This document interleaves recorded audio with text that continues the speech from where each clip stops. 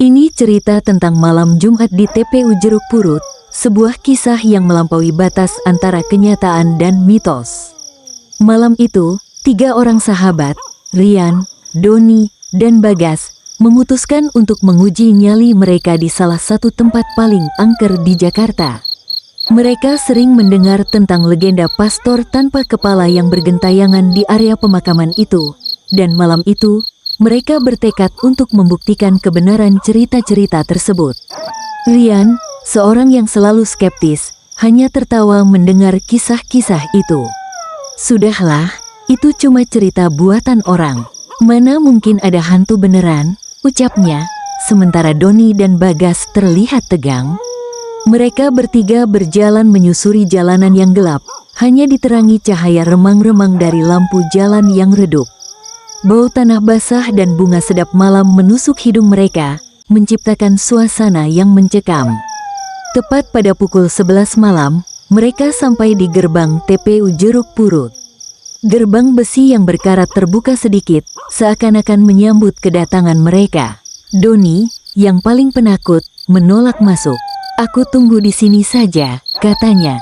Rian dan Bagas mencoba meyakinkannya, tetapi Doni tetap pada pendiriannya. Akhirnya, mereka berdua memutuskan untuk masuk, meninggalkan Doni di luar dengan janji akan kembali dalam 1 jam. Rian dan Bagas melangkah hati-hati. Di dalam, suasana jauh lebih gelap dan sunyi. Mereka berjalan di antara nisan-nisan tua, bayangan-bayangan yang tercipta dari sinar senter mereka menari-nari, membuat bentuk-bentuk aneh.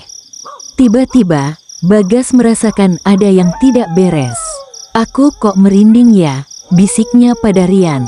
Rian mengabaikannya, terus berjalan, dan mengajak Bagas melihat-lihat.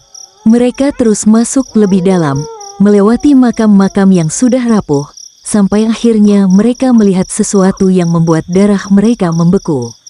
Dari kejauhan, di dekat sebuah pohon beringin tua yang besar, mereka melihat seorang pria tinggi berbalut jubah hitam.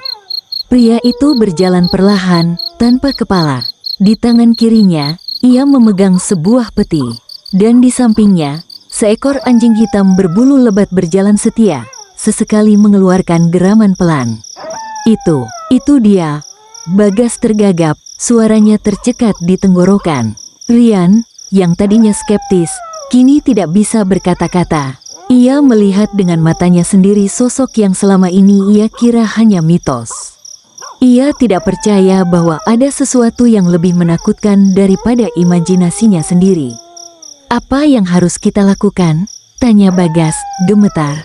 Sebelum Rian sempat menjawab, anjing hitam itu tiba-tiba berhenti. Kepalanya menoleh ke arah mereka, matanya menyala merah terang. Lalu, ia mengeluarkan gonggongan yang memekakkan telinga. Suara gonggongan itu menggema di seluruh area pemakaman, seakan-akan memperingatkan tuannya tentang kehadiran mereka. Hantu pastor itu berhenti, lalu perlahan membalikkan badannya. Meskipun tak memiliki kepala, gerakannya terasa seperti ia sedang melihat langsung ke arah mereka.